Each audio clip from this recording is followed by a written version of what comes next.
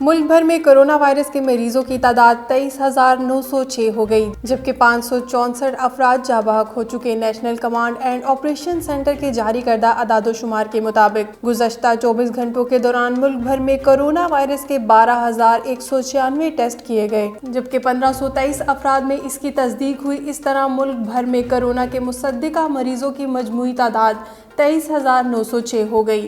Corona virus के 6,464 मरीज सेहतयाब भी हो चुके हैं। पाकिस्तान बिजनेस कौंसिल का IMF टीम के साथ जूम सेशन हुआ, जिसमें IMF हक्काम ने आइंदा माली साल के अहदाफ पर तबादला ख्याल किया। IMF हक्काम ने कहा कि आइंदा बजट में टैक्स वसूलियाँ 34% मजीद बढ़ाना होंगी। टैक्स वसूलियों में 800 अरब रुपए का इजाफा करना होगा। शरह सूद 11% पर लाना होगी। इसी तरह अफराते ज़र की शरह भी 8% तक रखने का हदफ मुकर्रर किया जाएगा। वज़ीर आला पंजाब उस्मान बुज़दार ने होटलों और करंतना मराकज़ में मुसाफिरों को बाहर से खाना मंगवाने की इजाज़त दे दी। मुसाफिर दौरान क़याम ऑर्डर पर खाना मंगवा सकेंगे। इन्होंने कहा, होटलों और करंतना मराकज़ में गैर मेयारी और महंगे दामों खाने की शिकायत पर बिला इम्तियाज़ कार्रवाई होगी।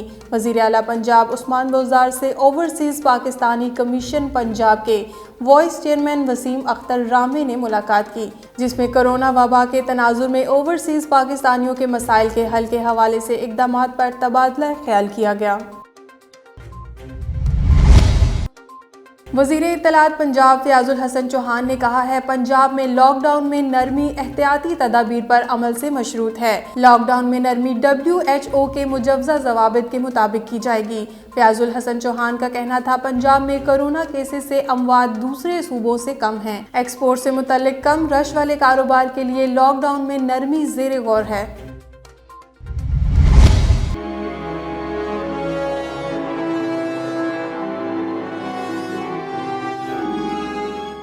कराची में आज तीसरे दिन भी सूरज सवा नेज़े पर महसूस हो रहा है। शहर में शदीद गर्मी, समंदरी हवाएं भी नहीं चल रही।